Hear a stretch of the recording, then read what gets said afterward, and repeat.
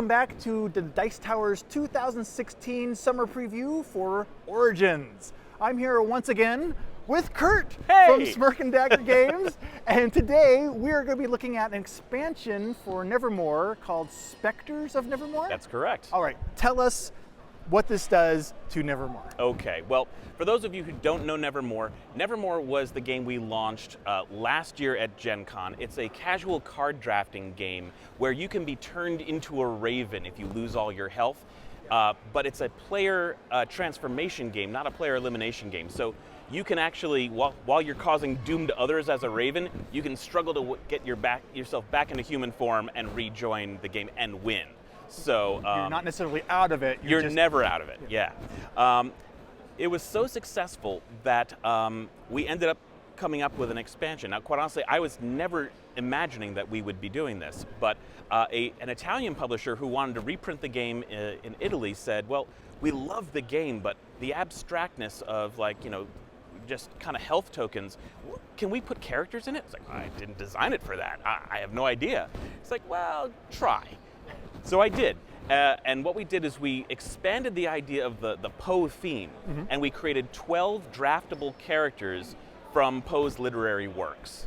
So, for example, we've got Professor Feather, and Dr. Tar, Lenore, Usher, the Telltale Heart, Imp of the Perverse, Dupin, 12 different characters. And importantly, they all have now a unique special ability that they grant players both in their human form and if they transform into a raven, a separate ability for their raven form. Oh, interesting, okay. Yeah. And really you would just end up taking a token and covering over the part you're not currently using. Okay. And when you transform, you know, back and forth. Do you still have the hit points? You absolutely do, yes. So are there some characters that are set up in such a way that it would actually be advantageous to turn into the raven because that raven power might be something you really want to use? In general, most of the raven powers are, what I'll say about the characters is this. They're all tailored to different play styles that we see in the game. So for turtle players who are like more protective and defensive, there are characters that play right into that. For more aggressive players, there are more aggressive characters. Because what we discovered was, as people were like, you know, evaluating, are these balanced?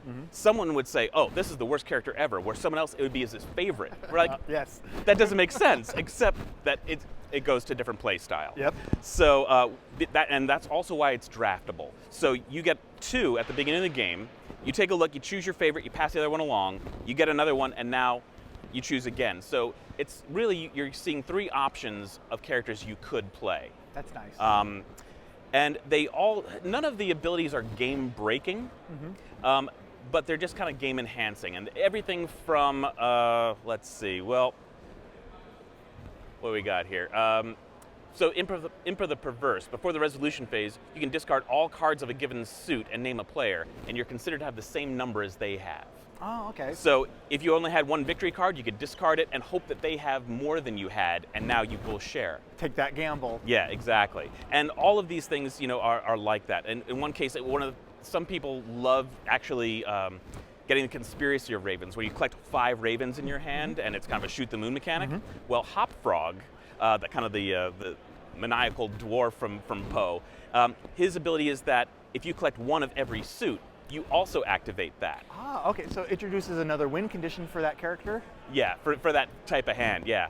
And then, and Legia, her thing is, if someone else transforms into a raven, she can sacrifice a victory point and become human if she's already a raven. Because in the actual story, she kept on coming back to life through other people. And so the characters that you developed, you still even kept thematic. Oh yeah. Excellent. Okay. So so that's basically, you know, what the characters are and how they work and what they entail. The other thing is that we've got these clay poker chips. This was a giveaway that we had promotionally at Gen Con, and they were so wildly popular that we decided to include them in the actual expansion. So these simply replace the cardboard tokens in the base game, but again, they're really nice quality. Yeah, I was looking at these. And They're actual poker chips. I thought they were just thick cardboard chips. No, but they're gorgeous. Yeah. Excellent. Cool. So and all of that is just $15 basically, and a nice enhancement. If you loved Nevermore, this is definitely something you want to check out. Definitely add some more layers to it to think about. Yeah. Cool.